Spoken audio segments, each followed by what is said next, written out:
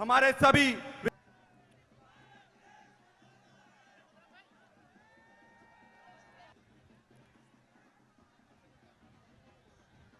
जोरदार तालियों से राहुल जी का अभिवादन स्वीकार करें। आप लोग आगे आ रहे हैं, पूरे देश में 3500 से ज्यादा किलोमीटर की पद यात्रा कर रहे हैं। ये हमारी गर्व की बात है।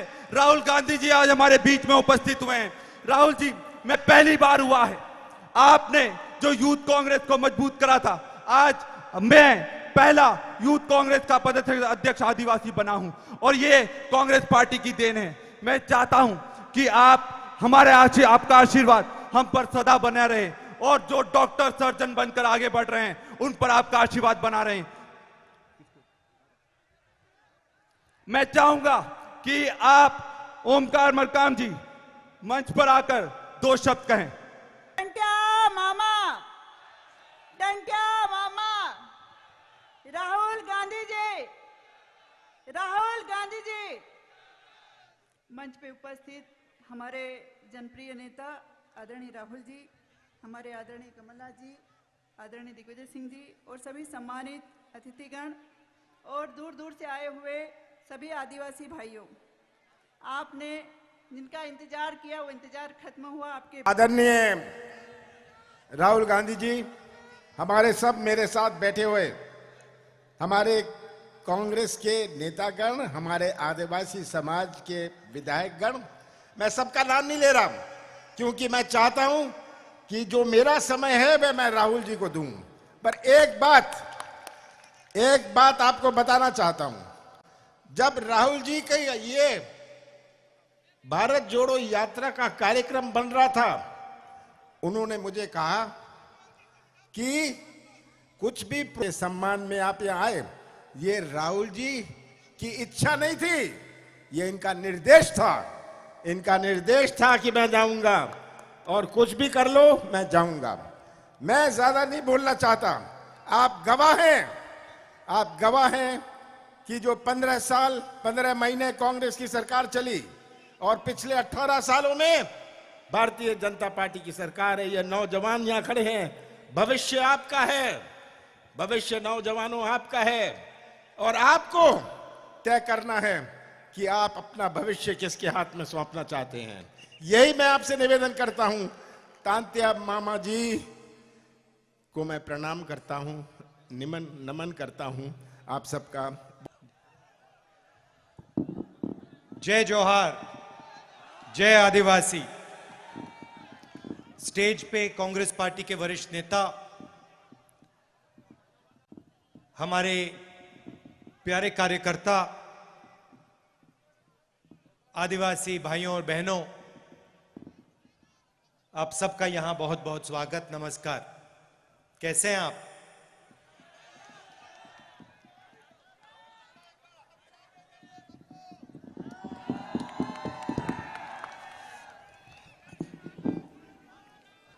जैसे कमलनाथ जी ने कहा, मैं तांत्या मामा, मेरे लिए तांत्या मामा एक चिन्ह है।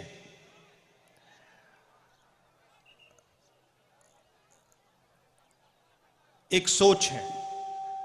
एक व्यक्ति जरूर थे, मगर वो एक चिन्ह और एक सोच और एक विचारधारा भी थे। और उनकी विचारधारा के कारण, उनकी सोच के कारण मैं आज यहां आया हूं।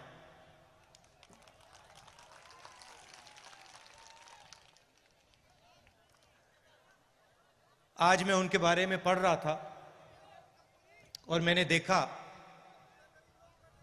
कि वो 26 जनवरी को पैदा हुए थे और वही दिन है जब हमारा देश पैदा हुआ। गणतंत्र दिवस का दिन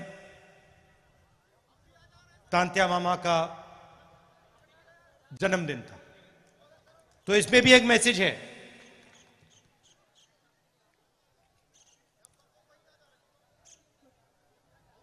कुछ दिन पहले मैंने महाराष्ट्र में एक भाषण किया और उसमें मैंने आदिवासी शब्द के बारे में बोला।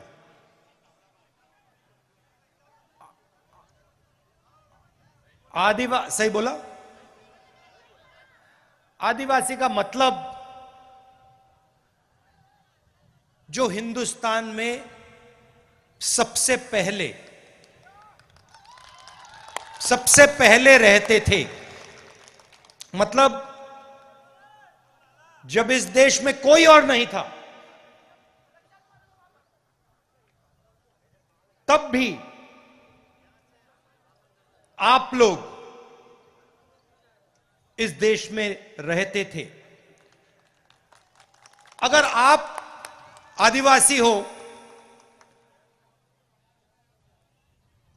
और अगर आप यहां सबसे पहले रहते थे, तो इसका मतलब यह बनता है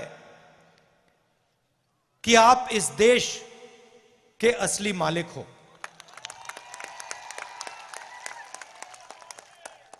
सही बात? ये जो शब्द होते हैं, ये बहुत चीजें छुपाते हैं, बहुत चीजें ये दिखा भी सकते हैं। जैसे आप तांत्या मामा के बारे में सोचें तो आपके दिमाग में कौन से शब्द आते हैं? बताइए, कौन सा शब्द आता है सबसे पहले जब आप तांत्या मामा के बारे में सोचते हो? आदिवासी आता है, संघर्ष आता है, निडरता आता है, क्रांतिकारी आता है, ये शब्द आते हैं। और जब वो अंग्रेजों के सामने फांसी पे चढ़ रहे थे, तो आपको क्या लगता है, उनके दिल में डर था या नहीं? सवाल नहीं उठता। उनके दिल में डर नहीं था। क्यों नहीं था? उसका कारण क्या था? उनके दिल में आम आदमी चढ़ता है, फांसी के सामने खड़ा हो जाता है, डर जाता है? नहीं। मगर जो आपके तांत्या मामा थे, जब वो चढ़े फांसी पे, उनके दिल में डर क्यों नहीं था? क्योंकि उनके डर को, जो उनके दिल में आपके लिए प्यार था, उसने मिटा दिया था।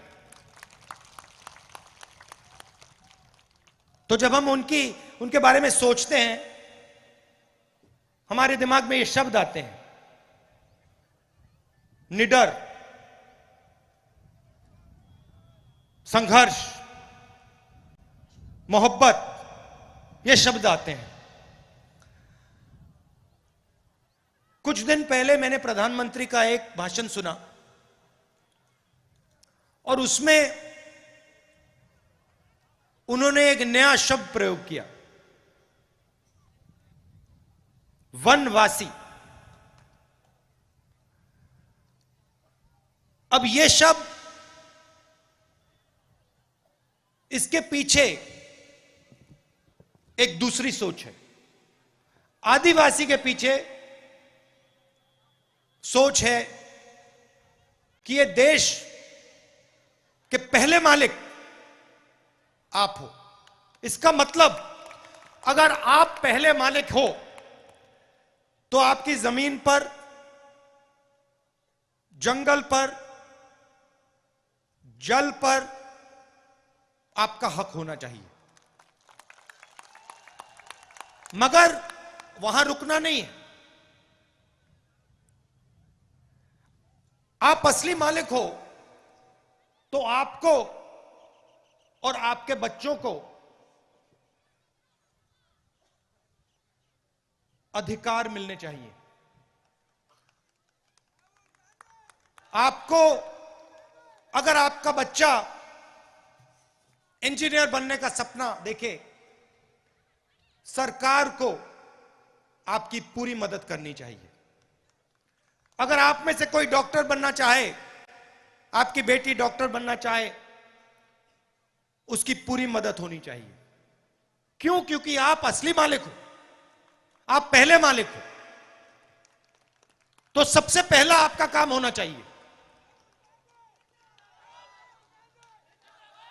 मतलब जंगल तो आपका है, मगर जंगल के बाहर भी आपको अधिकार मिलना चाहिए। और जब बीजेपी की सरकारें स्कूल और कॉलेज को प्राइवेटाइज कर देती है, उद्योगपतियों के हवाले कर देती है, या अस्पतालों को उद्योगपतियों के हवाले कर देती है, तो आपके बच्चे शिक्षा नहीं पा पाते और आपके परिवारों को जब अस्पताल की जरूरत होती है आप वहां नहीं जा पाते। जब बीजेपी पब्लिक सेक्टर को बंद करती है, रेलवेज को, बीएचईएल को प्राइवेटाइज करने का काम, बेचने का काम करती है, तो वो सीधा आदिवासियों को चोट मारती है। देखिए, मैं आपसे पूछता हूं, नोटबंदी से आपको फायदा हुआ या नुकसान? जीएसटी, नोटबंदी और कोरोना के समय जो सरकार ने किया, दलितों को, पिछड़ों को, आदिवासियों को, किसानों को, मजदूरों को उन्होंने चोट मारी। मैं भाषणों में कहता हूं ये पॉलिसियां नहीं थी, ये हथियार है। अब नरेंद्र मोदी जी एक नया शब्द लाए, वनवासी। इसका मतलब अलग है। सबसे पहला इसका मतलब यह है कि आप पहले मालिक नहीं हो, आप सिर्फ जंगल में रहते हो।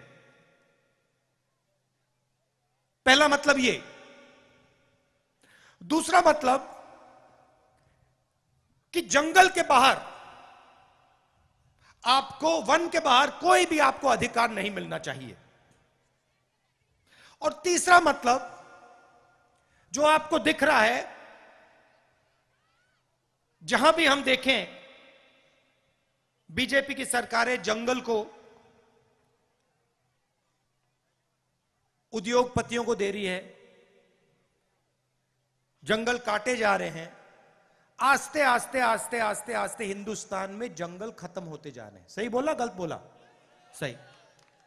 तो तीसरा मतलब यह है कि जब इस देश से जंगल खत्म हो जाएंगे तो फिर आपके लिए इस देश में कोई जगह नहीं बचेगी। यह तीसरा मतलब है। यह मैंने आपको शब्द क्यों बताए? क्योंकि इन शब्दों के पीछे विचारधारा है। हम आदिवासी कहते हैं क्योंकि हम इस बात को मानते हैं कि आप हिंदुस्तान के असली और पहले मालिक हो। वो वनवासी कहते हैं क्योंकि वो आपके सारे के सारे अधिकार आपसे छीनना चाहते हैं और आपको यह याद नहीं दिलाना चाहते कि आप ही इस देश के पहले और असली मालिक हो। तो सबसे पहले मैं चाहता हूं कि ये जो बीजेपी के लोगों ने आपके ऊपर अपमान किया है, ये जो शब्द इन्होंने आपके लिए प्रयोग किया है वनवासी, इसके लिए ये आपसे माफी मांगे।